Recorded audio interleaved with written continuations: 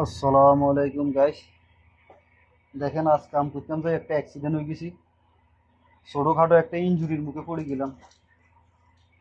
দেখেন আমার ওই কানের মাধ্যমে কাজ করতাম গেছি, স্যালামের বাড়ি লাগছে। বাড়ি লাগি মনে করো যে আমার কানটা ফাড়ি গেছে এই জায়গা দিয়ে। অনেকগুলো ব্লাড বাড়িয়েছে, দেখেন সব ব্লাড। অনেকগুলো এগুলো তো জামার ভিতরে ছিল, আর ওই সাইডের মাধ্যমে অনেকগুলো ব্লাড পড়ছে। এগুলো সব জামার মাধ্যমে লাগিয়ে গেছে। তো গাইস, কাম করার সময় অনেক কেয়ারফুলি কাজ করেন, কারণ আমরা যে এইসব কাম করি কনেকটেশন লাইনে, এইসব কাম অনেক হার্ড কাম। দেখেন আমার এই জায়গার মধ্যে লাগছে, অনেকটা বাড়ি লাগছে। যাক, আমি একটু স্প্রে মারছি, এখানে আসি। এই জায়গায় সেফটির কাছে ওই অ্যাক্সিডেন্ট হইব তো, অ্যাক্সিডেন্ট হবার কোনো ভালো কোনো ইয়ে নেই, মেডিসিন নেই। কারণ ওদের কাছে ওয়ান টাইম আছে, ওয়ান টাইমগুলো তেমন একটু ভালো না।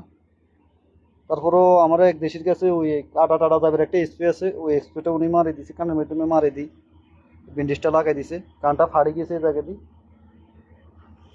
তো দোয়া করবেন সবাই এভাবেই।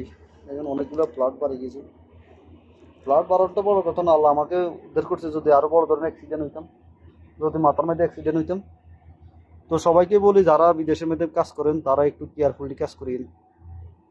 রিস্ক নিয়ে কোনো কাজে করা যাবে না।